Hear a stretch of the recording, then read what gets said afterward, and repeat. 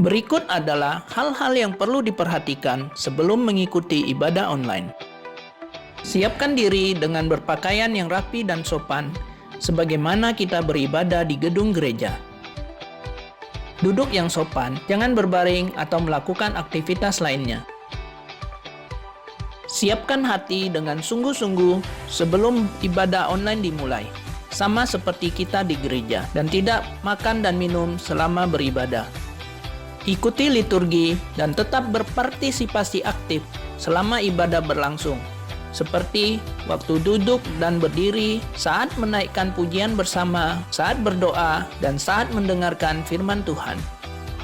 Persembahan dapat diberikan dengan cara mentransfer ke rekening gereja atau dapat juga dengan scan QR Code yang tertera di layar menggunakan mobile banking atau e-wallet, atau memasukkan ke dalam sebuah amplop yang dapat diberikan ke kantor TU gereja. Ikutilah seluruh ibadah live streaming hingga selesai. Siapkan diri, siapkan hati. Marilah kita menyembah Tuhan dengan kerinduan, sebagaimana yang diungkapkan oleh pemazmur, seperti rusa yang merindukan sungai yang berair. Demikianlah jiwaku merindukan Engkau ya Allah. Ikuti informasi terbaru mengenai GKKB Jemaat Pontianak melalui akun Instagram, Facebook, dan YouTube GKKB Jemaat Pontianak.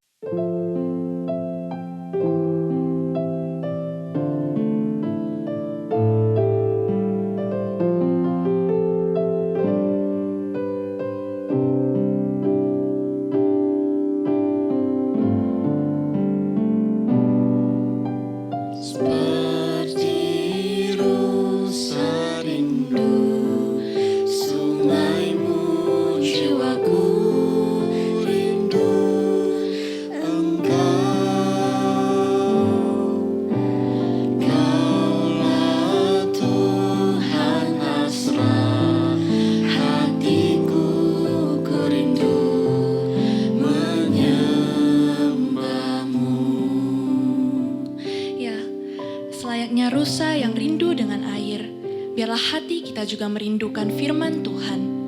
Dan saya mengajak setiap kita pada pagi hari ini untuk memfokuskan hati dan pikiran kita hanya untuk memuji, memuliakan nama Tuhan dan mendengar firman-Nya. Mari sebelum kita memulai ibadah kita pada pagi hari ini, kita menenangkan hati dan pikiran kita. Ibadah kita dibuka di dalam nama Allah Bapa, Allah Putra, dan Allah Roh Kudus. Mari kita bersatu, kita mengambil saat teduh. Saat teduh dimulai.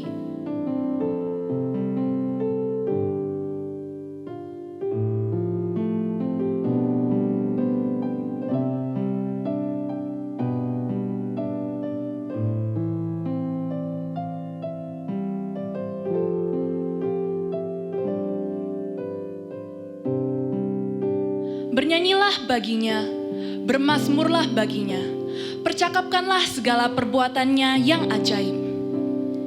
Biarlah pada pagi hari ini kita memuji dan memuliakan nama Tuhan dengan segenap hati kita.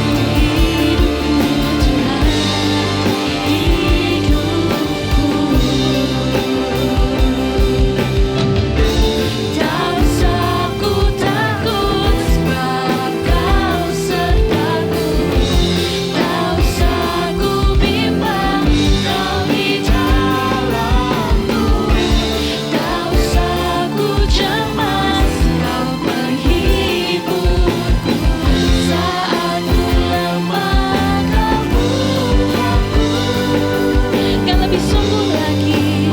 Ku nyanyi haleluya,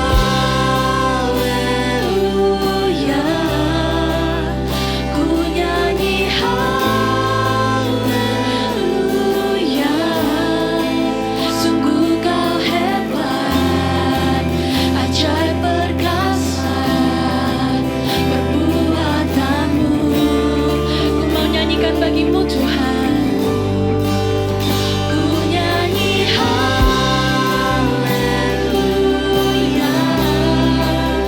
ku nyanyi haleluya. Sungguh kau hebat, ajaib perkasa perbuatanmu.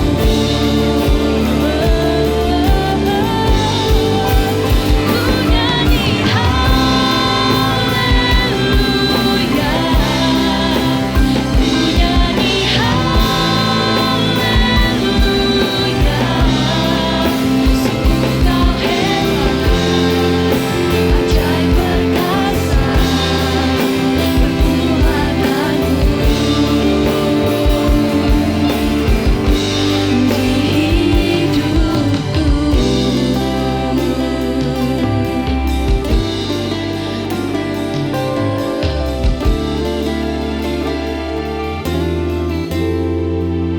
Mari kita bersatu di dalam doa.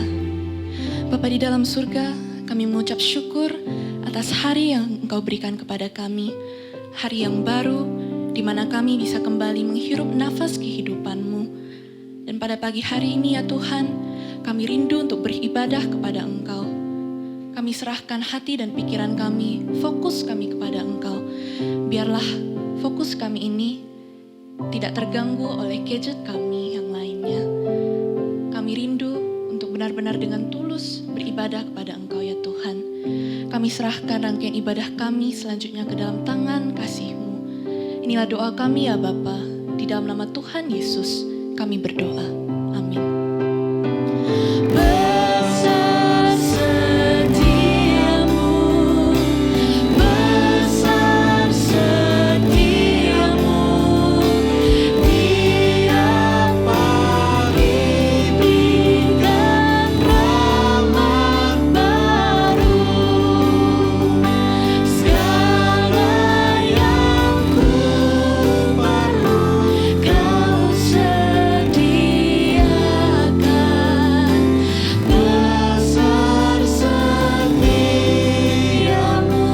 kepadaku. Ya, sungguh besar setia Tuhan di dalam kehidupan kita. Dan pada saat ini, saya mengajak setiap kita untuk kembali datang di hadapan-Nya. Kita mau mengucap syukur atas setiap kasih setia Tuhan, perlindungan-Nya di dalam kehidupan kita. Mari kita mengambil saat teduh. Kita mau berdoa secara pribadi kepada Tuhan.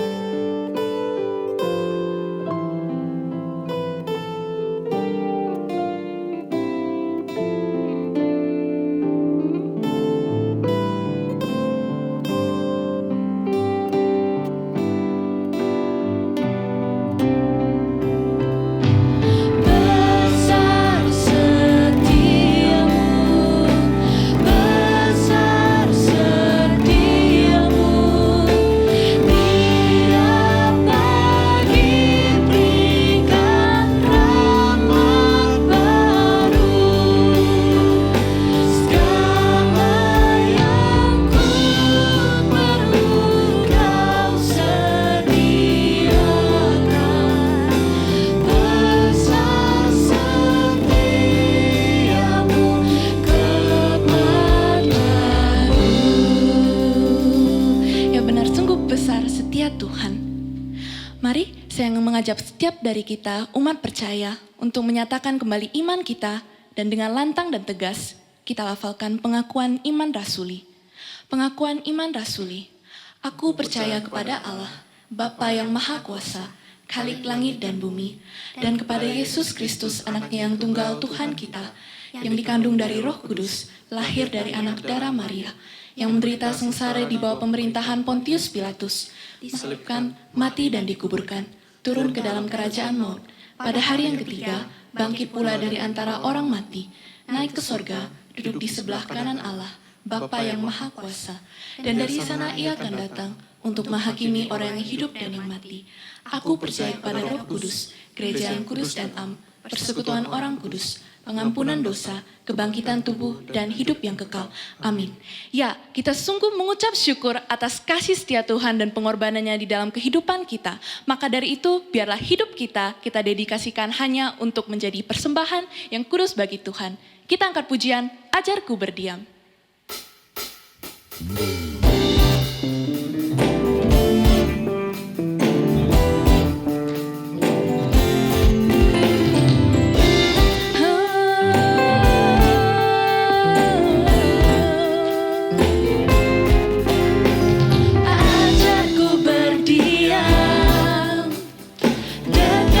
Hatimu di saat ku berpaling, temukan cintamu.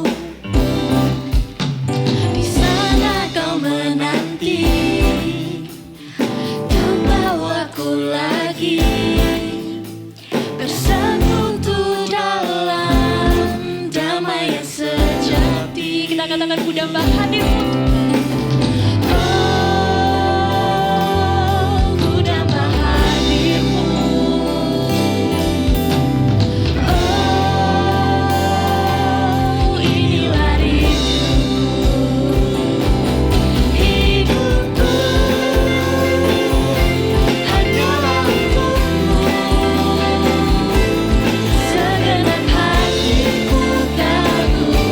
Akan kebaikanmu.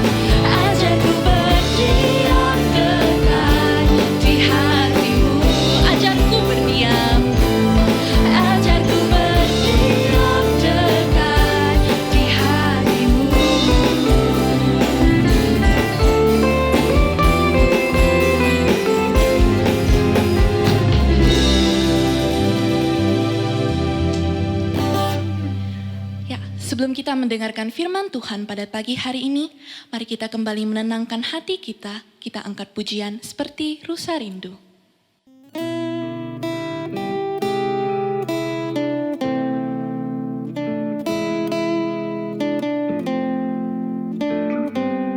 Kita katakan seperti Rusa Rindu sungaimu. Seperti rusa rindu sungaimu, jiwaku rindu Engkau. Kaulah Tuhan hasrat hatiku, ku rindu menyembahmu. Sekali lagi seperti Rusa Rindu. Seperti rusa rindu sungaimu, jiwaku rindu Engkau. Kaulah Tuhan hasrat hatiku, ku rindu menyembahmu. Kekuatan dan perisaiku kepadamu, rohku berserah. Kaulah Tuhan hasrat hatiku, ku rindu menyembahmu. Katakan Yesus, Yesus. Yesus, Kau berarti bagiku. Oh Yesus, Yesus, Kau segalanya bagiku. Sekali lagi Yesus, Yesus. Yesus,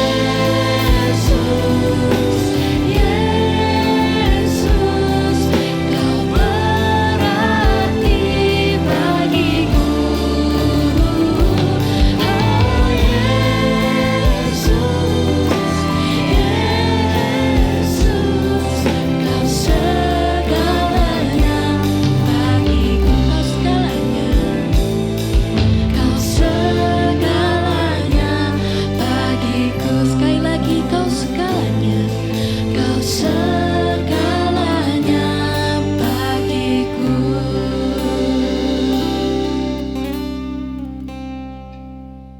Salam teman-teman G-First, bersyukur kepada Tuhan, hari Minggu ini kita boleh kembali beribadah dan mendengarkan firman Tuhan. Sebelum kita mendengarkan firman Tuhan, saya mengajak kita untuk berdoa. Bapa kami di dalam surga, sungguh kami bersyukur kepadamu, kalau saat ini kami boleh mendengarkan firman-Mu. Berbicaralah kepada setiap kami ya Tuhan. Di dalam nama Tuhan kami, Yesus Kristus, kami berdoa. Amin. Teman-teman, tema kita pada hari ini adalah menguasai bukan dikuasai gadget.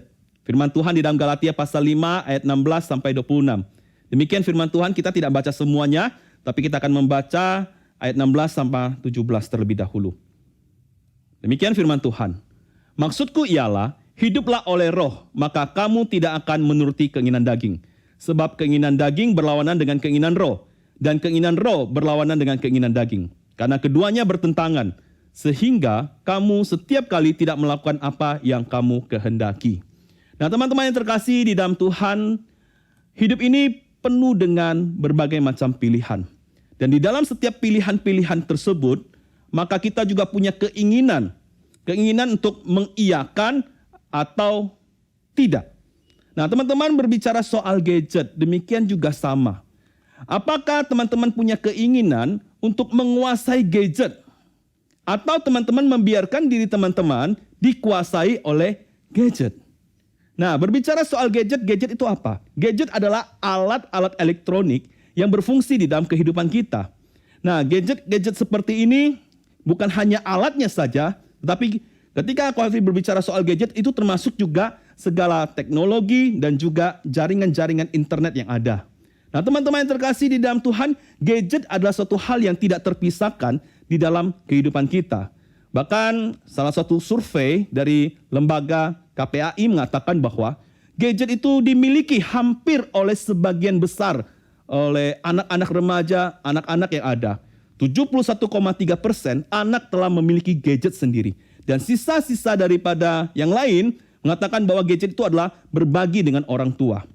Nah, teman-teman yang terkasih di dalam Tuhan, selain penggunaan gadget, ya, ada kategori yang menyatakan bahwa karena gadget itu dimiliki oleh hampir semua anak, maka di dalam suatu survei menyatakan bahwa ada 4 kategori daripada orang yang menggunakan gadget tersebut. Ada 4 kategori, yaitu addicted user, heavy user, medium user, sama light user. Ternyata dari hasil survei ini menunjukkan bahwa kategori yang addicted user yang menggunakan gadget dari 7 jam ke atas itu kurang lebih hampir 45%. Dan ini menunjukkan bagaimana begitu banyak orang sangat bergantung dengan gadget yang ada. Nah, teman-teman, belum lagi selama masa pandemi. Selama masa pandemi terjadi suatu peningkatan penggunaan internet. Kalau sebelum pandemi, penggunaan internet rata-rata per orang adalah 4-6 jam. Tetapi selama masa pandemi, ya kita tahu bahwa pandemi kita nggak boleh keluar. Pandemi kita dibatasi. Dan mengakibatkan bahwa penggunaan internet selama masa pandemi naik hampir 100%, yaitu 7-10 jam. Nah, teman-teman yang terkasih dalam Tuhan, juga ada survei yang mengatakan bahwa penggunaan internet ataupun gadget yang digunakan, mayoritas orang gunakan untuk dalam hal mengirim pesan, browsing, jejaring sosial, video streaming, email, download, dan lain sebagainya. Nah, teman-teman, dengan demikian dapat disimpulkan bahwa gadget adalah bagian hidup manusia. Terutama teman-teman Givers. Teman-teman Givers berada dalam generasi Z atau beberapa yang masuk Givers sekarang yang dari Sky adalah kategori generasi Alpha. Dan itu menunjukkan bahwa sejak kalian dari usia kalian generasi Z ataupun generasi Alpha, gadget itu suatu hal yang tak terpisahkan di dalam kehidupan teman-teman. Saya punya cerita, suatu ketika saya membesuk salah satu jemaat, ada anaknya umur 3 tahun. Itu sangat bergantung dengan gadget. Mamanya berkata bahwa kalau misalnya anak itu tidak pegang gadget waktu tidur, ya, waktu mau dia tidur, dia tidak akan tidur. Dan harus ada gadget di tangannya. Kalau gadget itu diambil, anak itu akan menangis, akan memberontak. Nah, gadget merupakan bagian di dalam kehidupan manusia saat ini. Nah, teman-teman yang terkasih di dalam Tuhan, kalau berbicara soal gadget, apakah gadget punya fungsi yang baik di dalam kehidupan kita? Jelas ada. Nah, apa itu fungsi baik dari gadget itu? Yang pertama adalah menambah ilmu pengetahuan.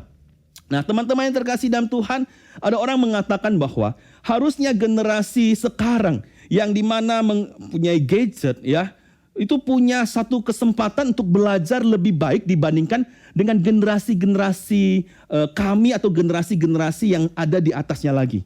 Kenapa? Karena segala informasi, segala wawasan itu bisa didapatkan melalui gadget. Bahkan ada yang menceritakan bahwa ada orang yang belajar bahasa asing dari media sosial, dari YouTube. Ada orang belajar melakukan begitu banyak hobi itu dari apa? Dari YouTube. Bahkan belajar musik pun bisa dari YouTube, dari gadget yang mereka. Kalau ada suatu pertanyaan yang tidak mereka bisa temukan jawabannya, mereka bisa tanya Om Google dan lain sebagainya. Nah, teman-teman, ini fungsi yang pertama, bahwa ada dampak positif dari penggunaan gadget, menambah ilmu pengetahuan. Yang kedua adalah mempermudah komunikasi. Sebagaimana daripada fungsi gadget itu, fungsi gadget adalah sebagai komunikasi, sarana komunikasi. Karena di dalam gadget tersebut itu bisa membuat orang seolah-olah bertemu meskipun berbeda tempat. Bukankah hal itu yang terjadi sekarang ini? Ketika teman-teman ya tidak bisa ke sekolah ya karena ada pandemi, maka teman-teman masih bisa belajar di sekolah dalam tanda kutip melalui media gadget, melalui internet yang ada. Nah, itu menunjukkan bahwa ini mempermudah akan komunikasi. Bayangkan kalau misalnya selama masa pandemi ini tidak ada gadget, tidak ada internet, maka saya tidak bisa membayangkan bagaimana keadaan kita. Keadaan teman-teman yang akan sekolah dan lain sebagainya. Yang ketiga adalah yang berhubungan dengan kedua luas jaringan pertemanan. Nah, teman-teman, di dalam gadget tersebut ada begitu banyak aplikasi-aplikasi yang mempermudah kita untuk bisa membuat pertemanan kita semakin luas. Nah, teman-teman, melalui misalnya contoh Instagram, Facebook, Line, dan lain sebagainya ya. Teman-teman bisa follow, teman-teman bisa di-follow orang lain juga. Dan itu membuat teman-teman melihat dunia seakan berada di dalam genggaman teman-teman. Secara pribadi saya sangat senang melihat teman-teman saya yang follow saya ataupun saya follow orang di IG. Ya, teman-teman, sekaligus promosi yang belum follow IG saya, tolong di-follow ya. Hervianton ya, cari ya. Nah, teman-teman yang terkasih, saya senang sekali melihat ada teman-teman di Instagram yang di story-nya menceritakan tentang pengalaman dia, kegiatan dia, bahkan dia waktu jalan-jalan ke luar negeri dia menunjukkan bagaimana di story-nya senangnya dia dan pemandangan yang begitu indah. Saya sangat senang, saya mengikuti. Dan saya juga bisa berteman dengan orang-orang yang selama ini saya tidak pernah ketemu. Nah, semua itu bisa mungkin karena apa? Karena ada media sosial, ada gadget, ada internet, dan lain sebagainya. Yang keempat adalah dampak positif daripada gadget adalah sebagai sarana untuk pengembangan ekonomi. Nah, teman-teman bisa tahu ya sekarang ini ya, karena masa-masa pandemi ini orang begitu banyak menggunakan gadget atau internet untuk menghasilkan uang. Ada yang namanya social advertising. Ada yang namanya teman-teman tahu misalnya belanja online. Nah, kalau dulu orang harus susah-susah untuk mencari barang, sekarang tidak perlu lagi. Kenapa? Cukup dengan gadget bisa menemukan barang yang disukai, tinggal pesan, nanti diantar sampai ke rumah. Sungguh satu kemudahan. Bahkan ada orang yang menggunakan digital, menggunakan internet. Semuanya untuk apa? Untuk misalnya jadi YouTuber ya. Jadi YouTuber, banyak orang beralih profesi sekarang jadi YouTuber ya. Saya suka, salah satu YouTube yang saya suka itu adalah mereka yang mukbang ya. Itu makan Indomie 20 bungkus, makan cabai dan sebagainya. Itu mereka lakukan semua itu walaupun saya tahu itu menderita sekali bagi mereka. Tetapi mereka mengakukan semua itu untuk apa? Untuk mendapatkan penghasilan. Dan mereka menggunakan sarana digital, sarana gadget, internet, teknologi untuk menghasilkan. Jadi ada dampak-dampak yang positif daripada penggunaan gadget. Tetapi saya mau mengatakan bahwa gadget itu seperti pisau yang tajam. Baik dan buruknya tergantung daripada cara penggunaannya. Sama seperti pisau yang tajam. Pisau yang tajam kalau ketika digunakan dengan baik, maka itu bisa memotong sayur, memotong daging. Tapi ketika pisau yang tajam itu digunakan dengan tidak baik, maka itu bisa dipakai untuk melukai orang lain, bahkan juga bisa melukai diri sendiri. Demikian itu juga gadget. Tak kala gadget itu digunakan dengan baik, maka gadget itu bisa berdampak yang positif di dalam kehidupan kita. Tetapi ketika gadget itu diperlakukan atau kita digunakan dengan tidak baik, maka ada dampak-dampak buruk yang terjadi. Apa itu dampak buruk? Yang pertama adalah orang tersebut akan mengalami yang namanya kecanduan gadget. Nah, teman-teman, di beberapa negara sudah ada tempat rehabilitasi bagi orang-orang yang sudah kecanduan gadget.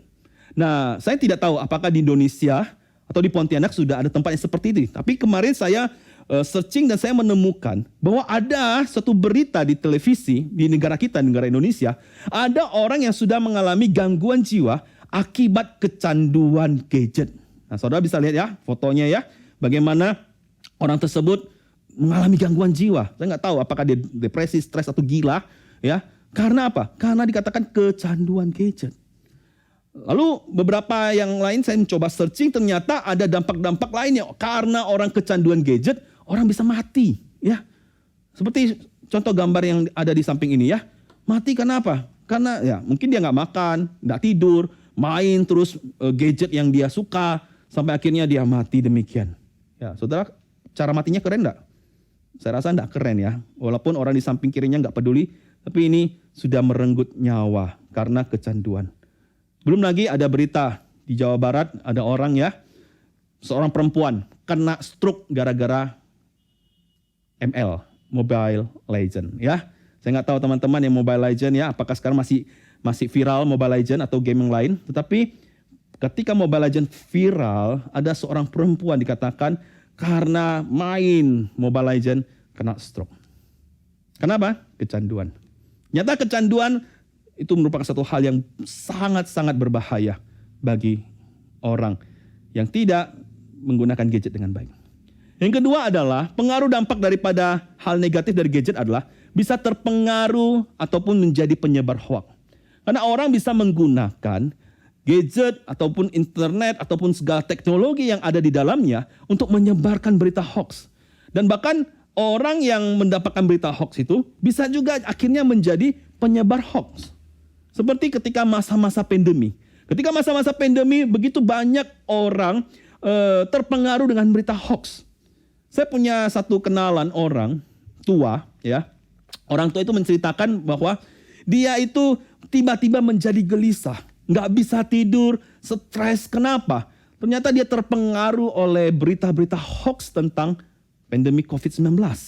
Dan itu menyebabkan dia harus ke psikiater, harus minum obat tidur, sehingga dia tidak damai sejahtera karena apa? Berita-berita hoax yang mempengaruhi diri dia. Nah, itu dampak yang negatif. Dampak negatif yang ketiga, teman-teman, adalah pornografi. Nah, teman-teman yang terkasih dalam Tuhan, teman-teman Givers, pornografi adalah suatu masalah yang saya percaya ini masalah yang banyak dihadapi oleh orang. Sejak sebelum ada digital, gadget ataupun teknologi yang ada seperti sekarang ini, pornografi sudah ada. Tetapi setelah gadget ini berkembang, teknologi makin berkembang dan lain sebagainya, ternyata saya menemukan bahwa pornografi jauh lebih lagi berkembang. Ada satu informasi yang saya dapat bahwa dalam satu hari ada ratusan ribu konten pornografi di-upload ke internet. Dan belum lagi pengawasan daripada orang-orang tua terhadap penggunaan gadget terhadap anaknya juga berkurang. Ya, kalau dulu anak-anak bisa sangat berhati-hati ketika ia ingin mencuri-curi melihat hal-hal yang pornografi. Tetapi setelah gadget ada di tangan, siapa yang tahu ketika dia ada di kamar? Siapa yang tahu ketika dia ada di toilet? Siapa tahu ketika dia sendiri apa yang dia lakukan? Belum lagi pengaruh pornografi dampaknya bisa panjang. Dampaknya bukan hanya pada kegandrungan terhadap hal-hal yang porno, tapi juga bisa sampai pada masturbasi, bahkan juga pelecehan seksual, bahkan bisa sampai MBA. Nah, teman-teman, ada satu survei mengatakan, penelitian bukan survei ya, mengatakan bahwa orang yang kecanduan dengan hal yang pornografi, ketika di-scan otaknya itu bentuk otaknya itu sama persis seperti orang yang kecanduan alkohol atau kecanduan narkoba. Ya, saya punya satu cerita dari teman. Ada teman itu ya, ketika dia bangun tidur, dia harus melihat konten pornografi, porno. Ketika dia sebelum tidur, dia juga harus melihat konten porno. Kenapa? Kalau dia tidak melakukan seperti itu, badannya lemes, badannya gemeter. Sayang, ternyata ini sangat berbahaya sekali. Ya, konten pornografi. Apalagi sampai kecanduan pornografi. Yang keempat, dampak negatifnya adalah cybercrime. Nah, begitu banyak orang menggunakan masalah digital, teknologi ya untuk bisa membuat orang itu tertipu. Makanya di Indonesia ada undang-undang ITE ya. Belum lagi ada juga yang menggunakan gadget untuk membuli orang ya. Instagram ramai-ramai dibully, kasih ujaran kebencian dan lain sebagainya. Nah, teman-teman yang terkasih di dalam Tuhan, ini adalah beberapa daripada dampak negatif daripada gadget. Nah, tapi teman-teman yang terkasih di dalam Tuhan, ketika gadget tidak dipergunakan dengan baik, maka gadget itu akan sangat berbahaya. Bukan hanya mempengaruhi seperti yang tadi contoh-contoh pengaruh negatif daripada gadget, tapi gadget juga bisa mempengaruhi akan kerohanian kita. Saya bisa mengatakan demikian. Orang yang hidupnya dikuasai gadget, kemungkinan besar dia nggak mau akan dekat-dekat sama Tuhan. Kenapa? Yang menguasai dia bukan Tuhan. Yang menguasai dia adalah gadget. Mungkin ada yang berkata, oh saya masih berdoa, saya masih baca kitab, saya masih renungan. Nah, saya pertanyakan, kalau memang orang yang kecanduan gadget tersebut masih berdoa, masih baca Alkitab, masih renungan dan lain sebagainya, saya meragukan kesungguhan hati dia. Kenapa? Toh yang menguasai dia bukan Tuhan kok, yang menguasai dia adalah gadget. Jadi apa yang dia lakukan mungkin hanya rutinitas rohani. Nah, sekarang jawabannya seperti apa? Mungkin teman-teman tahu, ada positif, ada negatif daripada gadget. Tentu teman-teman tahu, tidak mau hal-hal yang negatif tersebut. Sekarang pertanyaannya, gimana bisa terlepas daripada hal-hal yang positif, hal-hal yang negatif tersebut? Nah, teman-teman, saya hari ini tidak akan menjelaskan atau memberitahu teman-teman tentang solusi-solusi umum yang bisa dilakukan untuk bisa menguasai gadget. Saya yakin teman-teman tahu kok. Ya, misalnya contoh digital detox, ya. Atau misalnya teman-teman sudah sering dengar untuk membagi waktu, cari hobi, membatasi, matikan gadget sebelum tidur 1 jam, atau menitipkan gadget sama orang tua dan lain sebagainya. Saya tidak akan membahas seperti itu, tapi saya akan membahas yang ini. Teman-teman pernah merasa nggak? Saya percaya solusi-solusi tentang untuk lepas dari gadget teman-teman sudah tahu. Tapi teman-teman sadar nggak sih ya? Ini pertanyaan yang sering kali ditanyakan oleh banyak orang juga. Sudah tahu, tapi kok susah untuk berubah? Sudah tahu itu satu hal yang buruk, tetapi kok masih terjerat di dalamnya. Contoh misalnya pornografi. Udah tahu pornografi nggak benar. Udah tahu masturbasi nggak benar. Ya, udah tahu hal-hal yang buruk itu nggak benar. Tetapi kita sering bertanya, kok aku masih lakukan itu? Kok aku masih nggak bisa lepas daripada hal itu? Teman-teman pernah merasakan hal yang demikian? Nah, saya akan memberikan jawaban bagaimana supaya kita bisa menang di dalam pergumulan kita ini. Teman-teman tadi sudah membaca Galatia, saya akan melanjutkan. Ayat 17 katakan demikian. Sebab keinginan daging berlawanan dengan keinginan roh, dan keinginan roh berlawanan dengan keinginan daging. Nah, teman-teman, manusia yang hidupnya di dalam keinginan daging, maka baginya tidak mungkin bisa hidup di dalam keinginan roh. Sebab Paulus menjelaskan 2 hal yang sangat penting. Bahwa orang itu tidak bisa hidup dipimpin oleh roh, tak kala dia tetap mau tinggal mengikuti akan keinginan dagingnya. Nah, keinginan daging itu apa? Keinginan daging, kata Paulus, adalah sesuatu hal yang telah nyata. Perbuatan daging itu adalah dosa. Saudara, teman-teman G-Verse, dosa adalah masalah yang sangat serius. Dosa adalah masalah yang sangat real. Dan dosa itu sifatnya jamak. Seperti yang dicontohkan oleh Paulus. Perbuatan cabul, kecemaran, hawa nafsu, penyembahan berhala, dan lain sebagainya. Nah, dosa itu merusak kita. Pikiran, emosi, perbuatan, dosa menyebabkan kita rusak total. Nah, teman-teman yang terkasih, bahkan sampai pada akhirnya Alkitab juga mengatakan bahwa barang siapa melakukan hal-hal demikian, yaitu perbuatan daging itu, yang dosa-dosa itu, ia tidak akan mendapatkan bagian dalam kerajaan Allah. Tunggu dulu teman-teman, mungkin ada yang berpikir, tidak melakukan hal-hal demikian mendapatkan bagian dalam kerajaan Allah. Apakah bisa dibalik? Melakukan suatu hal maka mendapatkan bagian daripada kerajaan Allah. Teman-teman, Paulus tidak memaksudkan bagian ini mengatakan bahwa kalau orang ingin mendapatkan kerajaan Allah adalah dengan melakukan perbuatan-perbuatan yang sesuai dengan apa yang Tuhan kehendaki atau melakukan perbuatan-perbuatan yang baik. Enggak. Paulus tetap konsisten bahwa untuk kita memperoleh kerajaan Allah atau hidup yang kekal hanya semata-mata melalui iman percaya kita kepada Yesus Kristus. Yang Paulus maksudkan adalah demikian. Perbuatan-perbuatan seseorang itu merefleksikan keadaan rohani orang itu. Ya, seperti Yakobus katakan juga bahwa iman tanpa perbuatan adalah mati. Artinya Paulus ingin mengatakan bahwa perbuatan orang itu merefleksikan apa yang sebenarnya ada di dalam diri orang itu. Nah, diri dalam orang itu apa? Ya adalah masalah dosa. Alkitab jelas mengatakan bahwa persoalan dosa lebih kepada arah internal. Dan eksternal itu adalah godaan iblis dan juga tawaran dunia yang ingin menghancurkan kita. Nah, ketika yang internal ini sudah dibereskan, maka faktor eksternal, godaan iblis maupun tawaran dunia bukanlah penentu di dalam kehidupan kita. Tapi pertanyaannya adalah, siapakah yang mampu membereskan, persoalan internal kita. Dosa kita. Teman-teman, saya ingin mengatakan demikian. Kita ini sebenarnya bukannya tidak tahu yang benar.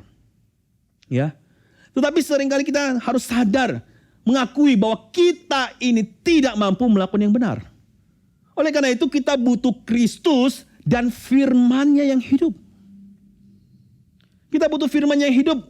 Sebab firman Tuhan ayat 24 mengatakan, barang siapa menjadi milik Kristus, ia telah menyalibkan daging dengan segala hawa nafsu dan keinginannya.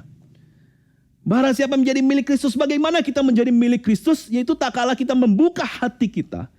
Kita percaya kepada Dia dan membiarkan Kristus yang hidup itu tinggal di dalam diri kita. Dan kita menjadi milik Kristus dan Kristus menjadi milik kita. Dan seorang yang benar-benar adalah milik Kristus, orang yang membuka hati dan membiarkan Kristus hidup di dalam diri dia, maka dia akan hidup bukan mengikuti akan keinginan daging, tapi dia akan hidup sesuai dengan pimpinan daripada roh.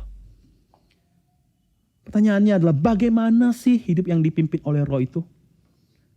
Teman-teman, saya ingin menyambung dengan bagian perumpamaan Yesus Kristus. Perumpamaan Yesus Kristus dalam Yohanes pasal 15 yang menceritakan tentang bagaimana ranting dan pokok anggur. Ranting setiap kita, pokok anggur adalah Yesus Kristus. Bagaimana ranting itu bisa tetap hidup adalah tak kala ranting itu terus menempel di dalam Yesus yang adalah pokok anggur itu. Ranting bisa berbuah juga karena dia tetap menempel di dalam pokok anggur yaitu Yesus Kristus. Demikian juga, bagaimana sih kita bisa tetap hidup dipimpin oleh roh, menghasilkan perbuatan-perbuatan yang baik, yaitu adalah tak kala kita tetap tinggal di dalam Tuhan. Teman-teman yang terkasih dalam Tuhan, ini suatu hal yang penting dan suatu hal yang sangat serius untuk kita pikirkan bersama. Apakah selama ini engkau telah tinggal di dalam Tuhan? Apakah Tuhan juga tinggal di dalam engkau? Tak kala Tuhan tinggal di dalam engkau, maka kamu akan memiliki kehidupan yang berbuah. Dan kehidupan yang berbuah itu akan membawa engkau menjadi kehidupan yang memuliakan Tuhan.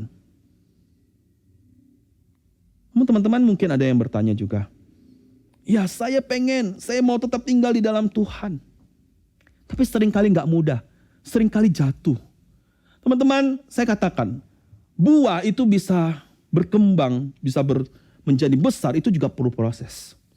Demikian juga, ketika kita mengikuti Kristus ada prosesnya teman-teman.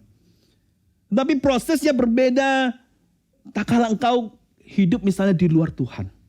Kalau engkau hidup di luar Tuhan, maka setiap engkau melakukan dosa, perbuatan-perbuatan kedagingan itu, engkau tidak merasa apa-apa.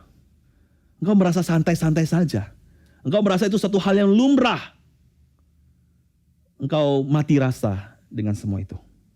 Tapi ketika engkau menempel dengan Yesus, engkau tinggal di dalam Yesus dan Yesus tinggal di dalam engkau, maka dosa-dosa yang kau lakukan itu, kita masih bisa jatuh dalam dosa. Tapi dosa yang kita jatuh, yang kita lakukan itu bukan kita senangi lagi. Tapi menjadi suatu hal yang menyedihkan kita. Dan kita terus akan berjuang untuk hidup semakin serupa dengan Kristus. Dan itu memang butuh proses teman-teman. Butuh proses. Bedanya adalah kalau engkau di luar Kristus, engkau tidak merasakan kalau engkau melakukan dosa. Engkau mati rasa. Tapi ketika engkau di dalam Kristus, engkau tahu itu suatu hal yang salah. Dan engkau terus berjuang untuk hidup semakin baik sesuai dengan kehendak Tuhan. Teman-temanku yang terkasih di dalam Tuhan. Pertanyaannya untuk kepada G-First. Hari ini tema kita memang soal gadget. Gadget kalau digunakan dengan baik bisa upgrade hidup kita. Tapi gadget kalau digunakan dengan tidak baik bisa downgrade hidup kita. Tapi yang Coffee mau tekankan pada hari ini adalah bukan gadget yang menguasai hidupmu.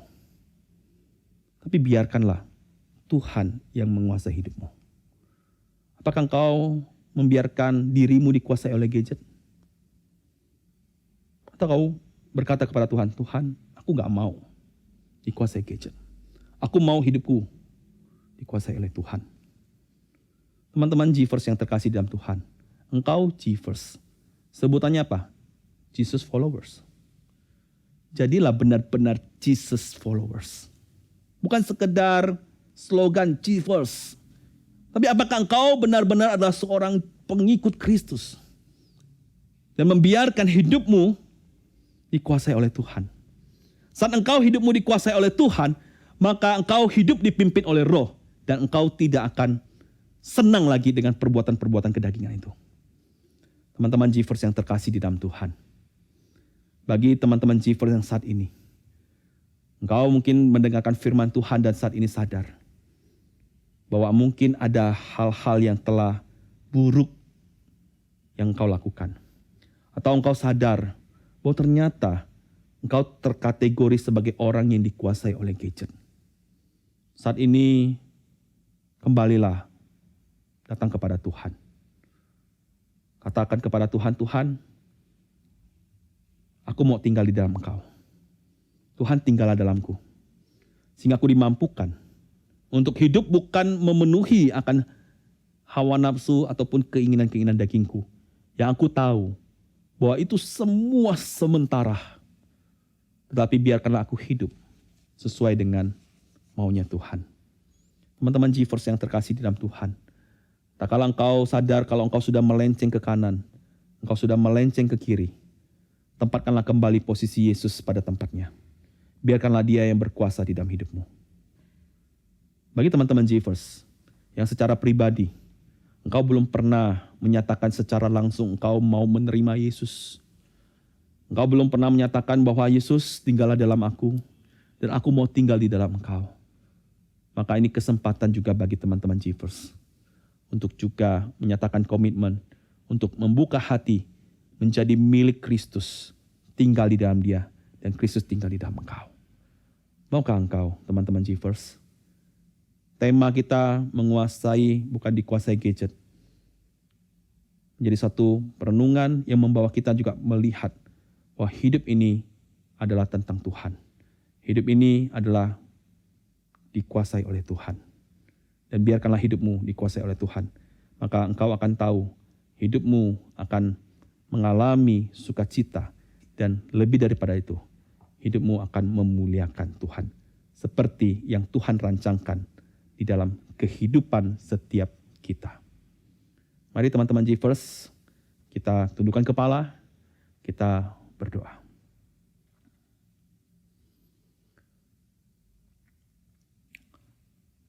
Bapa kami di dalam surga, kami sudah mendengarkan akan firman-Mu. Kami sadar bahwa di dalam kehidupan kami ada begitu banyak tantangan, ada begitu banyak godaan. Secara khusus adalah keinginan daging yang terus mencoba untuk merusak hidup kami. Tuhan, setelah kami mendengar firman-Mu, kami tahu betapa berbahayanya kehidupan yang tidak dipimpin oleh Roh. Betapa berbahayanya kehidupan yang dipimpin oleh keinginan daging. Tuhan, dalam hal gadget, kami tahu betapa berbahayanya ketika kami mengikuti keinginan daging, kami akan dikuasai oleh berbagai macam hal termasuk dikuasai oleh gadget. Ya Tuhan, saat ini kami mau, seperti firman Tuhan katakan, kami mau menjadi milik Kristus. Kami mau datang sungguh-sungguh kepada Tuhan. Berkata, Tuhan, aku mau tetap tinggal dalam Engkau. Tinggallah di dalamku. Bahkan mungkin ada di antara kami juga, kami mau sungguh buka hati untuk percaya pada Tuhan. Tuhan tolong kami, supaya hidup kami mengikuti akan pimpinan Roh, bukan oleh keinginan daging kami. Sehingga kehidupan kami memuliakan Tuhan. Biarlah Tuhan yang menguasai kami. Seantero hidup kami mau persembahkan hanya bagi kemuliaan nama Tuhan. Terima kasih Tuhan. Dalam nama Tuhan kami Yesus Kristus, kami berdoa. Amin. Seperti khotbah yang telah kita dengar pada pagi hari ini, biarlah kita tidak dikuasai oleh gadget kita, melainkan kita yang menguasai gadget kita dan senantiasa mencari kehendak Tuhan di balik semua apa yang kita kerjakan. Marilah kita angkat pujian mengikut Yesus.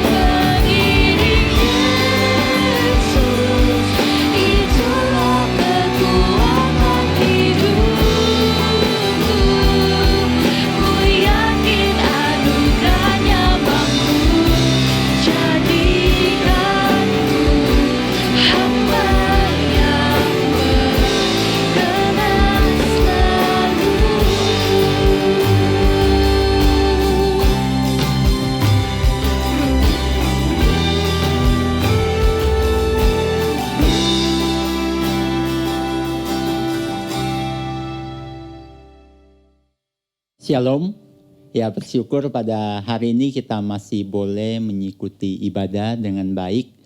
Kakak kembali mengingatkan untuk kita semua agar kita boleh mengikuti ibadah dengan baik. Walaupun kita beribadah di rumah, tapi tetap ketika beribadah tetap fokus kepada Tuhan. Ketika bernyanyi, ketika memuji nama Tuhan, kita bernyanyi dengan baik dan memuji nama Tuhan dengan baik. Ketika mendengarkan firman, kita dengarkan dengan baik. Hari ini firman Tuhan begitu indah mengajarkan kita bagaimana kita harus menguasai, bukan dikuasai oleh gadget. Kadang kita berpikir bahwa itu hak kita sebagai anak-anak muda bermain gadget, tapi kita kadangkala kita bukan menjadi seseorang yang memainkannya, tapi kita dipermainkan, kita dikuasai oleh gadget itu. Oleh sebab itu mari kita sama-sama kita belajar untuk menguasai memakai gadget dengan benar, kita gunakan untuk kemuliaan nama Tuhan. Dan tadi kakak juga bilang, kadang-kadang kita merasa itu hak kita, padahal di dunia ini nggak ada hak kita. Kita semua hanya anugerah dari Tuhan. Nggak ada yang merupakan hak kita. Semua hanya anugerah Tuhan. Oke, kakak juga kembali mengingatkan kita untuk bersama-sama tetap ikut kelompok kecil. Jangan lupa untuk ikut kelompok kecil karena di sana ada tempat di mana kita boleh bertumbuh bersama dan terus lebih lagi mengenal Tuhan, mengenal diri, mengenal sesama kita, dan dengan itu kita bisa menjadi orang-orang yang tahu diri. Oke, saat ini kita mau kembalikan segala puji, segala hormat hanya bagi Tuhan. Kita bangkit berdiri, kita nyanyikan Bapa terima kasih.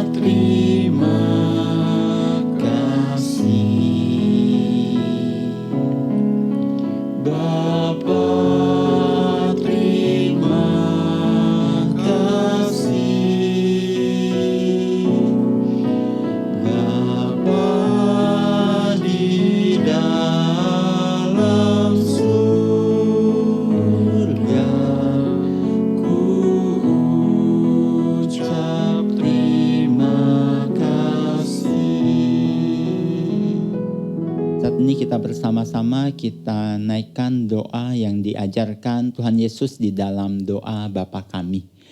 Bapa kami yang di surga, dikuduskanlah namamu, datanglah kerajaanmu, jadilah kehendak-Mu di bumi seperti di surga. Berilah kami pada hari ini makanan kami yang secukupnya, dan ampunilah kami akan kesalahan kami, seperti kami juga mengampuni orang yang bersalah pada kami. Dan janganlah membawa kami ke dalam pencobaan, tetapi lepaskanlah kami daripada yang jahat.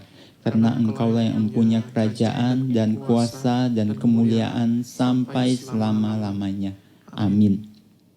Ibadah kita selesai, mari kita mengambil saat teduh.